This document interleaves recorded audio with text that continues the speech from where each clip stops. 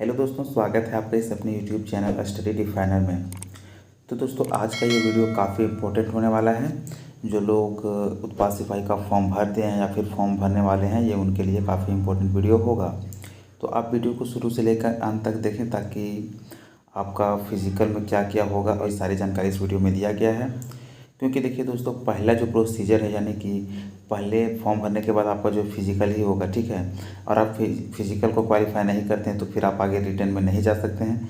तो उससे अच्छा है कि आप अभी फिजिकल का वीडियो देख लें और इसी के अनुसार तैयारी करें, ताकि आपका फिजिकल में किसी प्रकार कोई दिक्कत नहीं हो और आप जाकर रिटर्न और इसके आगे का प्रोसेस कर सकते हैं, ठीक है। तो जैसे कि यहाँ देख सकते हैं कि झारखंड उत्पाद सिपाही 2023, इसके बारे में हम लोग बात करेंगे, ठीक है। फिजिकल में क्या क्या होगा, फिजिकल में क्या क्या होगा, उन सारे पॉइंट्स पे भी बात करेंगे। कितने नंबर का फिजिकल होगा, ये इस पे भी बात करेंगे। और हाइट, चेस्ट, ये सब कितनी चाहिए, क्या गोला फेंक होगा और कुछ भी होगा। तो जितनी सारी जानकारियाँ उस सारी जानकारियों को मैं इस वीडियो में एक एक कर डिटेल से समझाऊँगा। तो आप चलिए वीडियो को शुरू से अंत तक पूरा देखिए। तो चलिए स्टार्ट करते हैं। तो चलिए दोस्तों, सबसे पहला पॉइंट हम लोग यहाँ से देखते हैं, ठीक है, कि परीक्षा का स्वरूप, ठीक है। परीक्षा का स्वरूप एवं पाठ्यक्रम। परीक्षा निम्नलिखित 3 चरणों में ली जाएगी। पहला क्या होगा, शारीरिक दक्षता परीक्षण यानी कि फिजिकल। उसके बाद लिखित परीक्षा रिटेन, और लास्ट में हो जाएगा आपका चिकित्सीय जाँच यानी कि मेडिकल, ठीक है। तो फर्स्ट में क्या हो जाएगा कि शारीरिक दक्षता परीक्षण फिजिकल, तो इसी के बारे में हम लोग डिटेल से बात करेंगे। चलिए नेक्स्ट हम लोग यहाँ से देखते हैं, ठीक है। देखिए यहाँ पे आप साफ साफ पढ़ सकते हैं कि क्या है शारीरिक दक्षता परीक्षण। झारखंड राज्य पुलिस नियुक्ति नियमावली पुलिस सेवा के लिए भर्ती पद्धति 2014 में वर्णित प्रावधान अद्यतन यथा संशोधित एवं समय समय पर संशोधित के अनुसार अधिसूचित चयन पर्षद द्वारा अभ्यर्थियों की शारीरिक दक्षता परीक्षण ली जाएगी, ठीक है, जिसमें सफल होना अनिवार्य होगा। शारीरिक दक्षता परीक्षण अर्हक क्वालिफाइंग परीक्षा है जिसमें कोई अंक देय नहीं होगा। चयन पर्षद शारीरिक माप एवं शारीरिक योग में योग्य तथा अयोग्य अभ्यर्थियों की सूची आयोग को उपलब्ध कराएगा।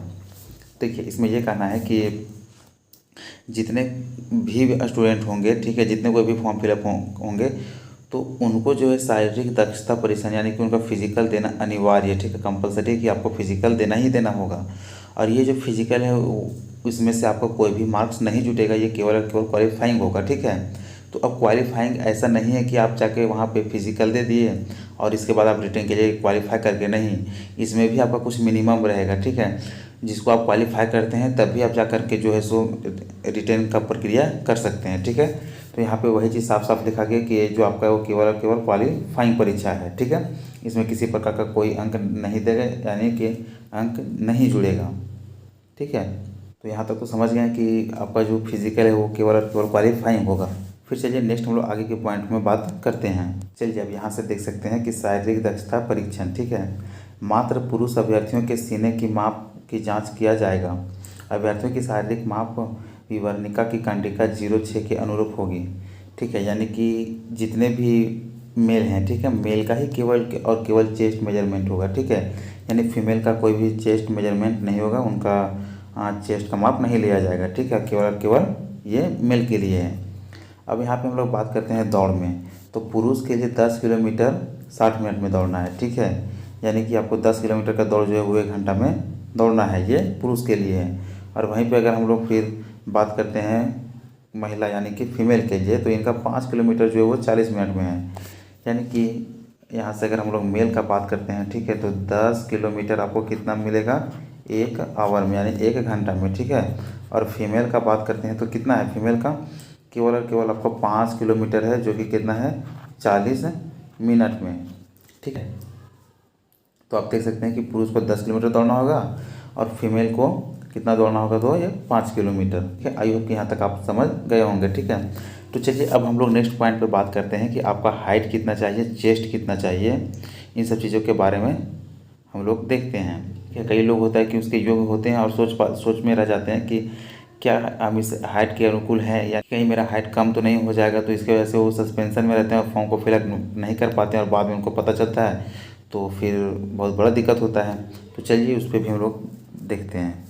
तो चलिए जैसे कि यहाँ पे आप देख सकते हैं शारीरिक माप। तो अब शारीरिक माप में किस तरह से कितना ऊंचाई रहना चाहिए, कितना सीना रहना चाहिए, इन सब चीज़ों को हम लोग देखते हैं। तो उत्पाद सिपाही के लिए, चूँकि हम लोग बात ही कर रहे हैं उत्पाद सिपाही का, तो ये उसी का है, ठीक है। तो चलिए यहाँ पहला में देखते हैं हम लोग किसके अनारक्षित एवं EWS है, ठीक है। आ का वर्ग यानी कि EWS इकोनॉमिकली वेकर सेक्शन के लिए। तो इनका जो हाइट है वो न्यूनतम यानी कि मिनिमम 160 सेंटीमीटर होना चाहिए, ठीक है। उससे ज़्यादा है तो आपको कोई दिक्कत नहीं है, लेकिन कम से कम 160 सेंटीमीटर तो होना ही होना चाहिए, ठीक है। वहीं पर अगर हम लोग अनुसूचित जाति या फिर अनुसूचित जनजाति यानी कि SC और ST का बात करते हैं तो उनका मिनिमम जो हाइट है वो 155 सेंटीमीटर होना ही चाहिए, ठीक है। यानी कि देखिए यहाँ पे जितना भी वो न्यूनतम यानी मिनिमम के बारे में बात कर, इससे ज़्यादा तो आपको दिक्कत नहीं, लेकिन इससे कम है तो आपको दिक्कत होगा कि क्योंकि इससे कम हाइट नहीं चाहिए, ठीक है। तो इससे कम हाइट है तो आप अपना देख लें। फिर नेक्स्ट आ जाता है यहाँ पे अत्यंत पिछड़ा वर्ग अनुसूची 1 एवं पिछड़ा वर्ग अनुसूची 2, ठीक है। यानी कि ये है OBC 1 और 2 के लिए। तो इनका जो मिनिमम हाइट है वो कितना है तो 160 सेंटीमीटर, ठीक है। अब यहाँ तक क्या था, ये मेल के लिए था यानी पुरुष के लिए। अब लास्ट में आ जाता है आपका फीमेल महिला के लिए, ठीक है। तो वो महिला चाहे आपका जनरल का हो या फिर OBC से हो या फिर SC या फिर ST किसी से भी हो, ठीक हो, तो उनका न्यूनतम हाइट जो है वो 148 सेंटीमीटर चाहिए। इसमें कास्ट कोई मैटर नहीं करता है गर्ल्स के लिए, याद रखिएगा, ठीक है। कि फीमेल के लिए कास्ट कोई मैटर नहीं करता है, बस जितनी सारी भी फीमेल हैं उनके लिए उनका हाइट कम से कम 148 सेंटीमीटर होना चाहिए, ठीक है। यहाँ तक हम लोग हाइट के बारे में देखें। अब हम लोग बात करते हैं चेस्ट यानी कि सीना के बारे में।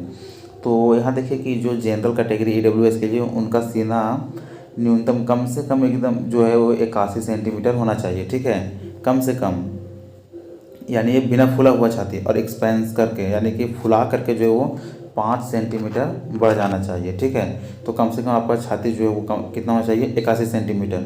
उसी तरह से हम लोग अगर SC ST का बात करें तो उनका है 79 सेंटीमीटर और EWS का कितना है तो ये 81 सेंटीमीटर, ठीक है। यानी कि जनरल और EWS का हाइट और चेस्ट जो है वो सेम ही है। और यहाँ पे साफ साफ लिख दिया है कि महिला का जो है वो माप नहीं किया जाएगा, ठीक है। यानी कि महिला का जो है वो सीना का माप नहीं लिया जाएगा, उनका किसी प्रकार का कोई माप नहीं होगा। तो ठीक है, यहाँ तक आप लोग को सारा कन्फ्यूजन दूर हो गया होगा। जितने भी लोग अपने हाइट और चेस्ट को लेकर के वहाँ कन्फ्यूजन थे उन लोगों को सारा कन्फ्यूजन दूर हो गया होगा। चलिए कुछ एक और हम लोग पॉइंट देख लेते हैं, ठीक है। ये इंपॉर्टेंट पॉइंट है क्योंकि यदि ये सब है तो आपको प्रॉब्लम हो सकता है, किन किन कारणों से आपका प्रॉब्लम बढ़ सकता है और आपका क्या बोले कि सिलेक्शन में रुकावट आ सकता है। तो चलिए इस पर भी थोड़ा सा हम लोग बात कर लेते हैं, ठीक है। तो यहाँ पे देखिए देख सकते हैं कि अभ्यर्थियों के शारीरिक बनावट में मुड़ा घुटना, धनु पैर, समतल पैर, स्फीत सिरा, उंगलियों का उचित ढंग से नहीं घूमना, दृष्टिकोण, कलर ब्लाइंडनेस, रतौंधी, ठीक है, hearing, stammering, varicocele, hydrocele, piles और any communicable physical mental disease आदि की चिकित्सीय जांच की जाएगी। यानी कि यदि आपका घुटना मुड़ा हुआ है, ठीक है, आपका पैर जो फ्लैट फुट ये सब का प्रॉब्लम है, आपको कलर ब्लाइंडनेस का प्रॉब्लम है, ठीक है, पाइल्स, हाइड्रोसील ये सब का प्रॉब्लम है, तो इन सारी चीज़ों का जो है वो जांच कर लिया जाएगा, ठीक है। उसके बाद आपका जो रिजल्ट आएगा उसी के आधार पे आपका क्वालिफाई और डिसक्वालीफाई का मेरिट बनेगा, ठीक है। तो यहाँ तक इन चीज़ों को देख लें और यदि इनमें से आपको कोई भी अभी भी से प्रॉब्लम है तो आप उस प्रॉब्लम का इलाज करवा लें ताकि आपको बाद में किसी प्रकार का कोई परेशानी ना हो, ठीक है। तो अभी तक हम लोगों ने हाइट, चेस्ट, रनिंग इन सब के बारे में बात की है और किन किन कारणों से आप डिस्क्वालीफाई हो सकते हैं, होने की संभावना है, इस पर भी बात की है। तो आई होप कि आप यहाँ तक आप लोगों का सारा कन्फ्यूजन दूर हो गया होगा। और यदि इसके बाद भी कोई डाउट है तो आप हमें कमेंट करें और इस वीडियो को अपने दोस्तों में शेयर करें ताकि उन लोगों को भी ये जानकारी मिल सके। और यदि वीडियो पसंद आए तो वीडियो को लाइक करें, चैनल को सब्सक्राइब कर बेल आइकन प्रेस करें ताकि इसी तरह के लेटेस्ट वीडियो का नोटिफिकेशन आप लोगों तक पहुँच सके।